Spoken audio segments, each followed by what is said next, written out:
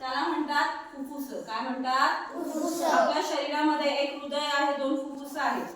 त्याला आपण आंतरिंद्रिय म्हणतो. शरीराचे आतले जे भाग आहेत, अवयव आहेत, त्यांना काय म्हणतो आपण?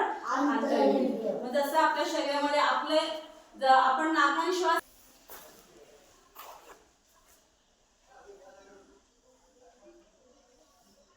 काय झालं? फुफ्फुस फुगले. आता बघा आकुंचन पावलं फुगले. वजन आहे, दिसतंय का? हो. आता सुद्धा हवेचा दाब आपल्यावर आहे. या प्रयोगातून सिद्ध होतंय बघा. 1-2 फुगे आपण घेतलेले आहेत, बरोबर? एक फुगा आपण फुगवला नाही, तसंच घेतला. दुसऱ्या फुग्यामध्ये काय झालं?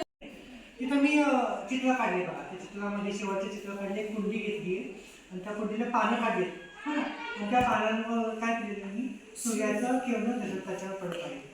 ही जी पानं आहेत की नाही, इकडे बघा, ही जी पानं आहेत ना, या पानांमध्ये या ज्या रेषा दिसतात की नाही, या रेषा आहेत ना, या रेषांमध्ये बारीक बारीक अजून रेषा आहेत. आता याच्यामध्ये आपण काय केलेलं आहे, खाली डिशमध्ये पाणी टाकलेलं आहे. ओके. आत्ताच काय सांगितलं की हवेला ज्वलनासाठी ऑक्सिजनची गरज असते. ओके नाही. आता हा ग्लास आहे. हा ग्लास आपण जसा जसा याच्यावर दाखवू तसं तसं काय होईल बघ, तुम्ही सांगायचं का? लक्ष. हो ना, विजेल माहिती ना आपल्याला, पण कशामुळे विजेल, का विजेल हे तुम्ही आपण हलवू ठेवतो.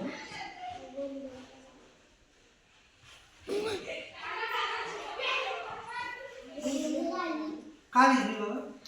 हवा बंद झाली. हवा बंद झाली म्हणजे काय झाली? हवा बंद झाली म्हणजे ग्लास ऑक्सिजन. हवेची गरज असते. जेव्हा मी ग्लास टाकला तेव्हा ज्वलनासाठी जी हवा आहे ती हवा मिळाली का? नाही मिळालेली. त्याच्यामुळं तो जो दिवा आहे तो विजला. पण या ठिकाणी याच्यात काही झालेलं आहे का? नाही, ओपनच आहे. मग ती याची जे याचा जो म्हणजे हा जो दिवा आहे, हा दिवा विजलाय का? नाही. का नाही विजला? क्लास असं वर ठेव. बस बस. यस.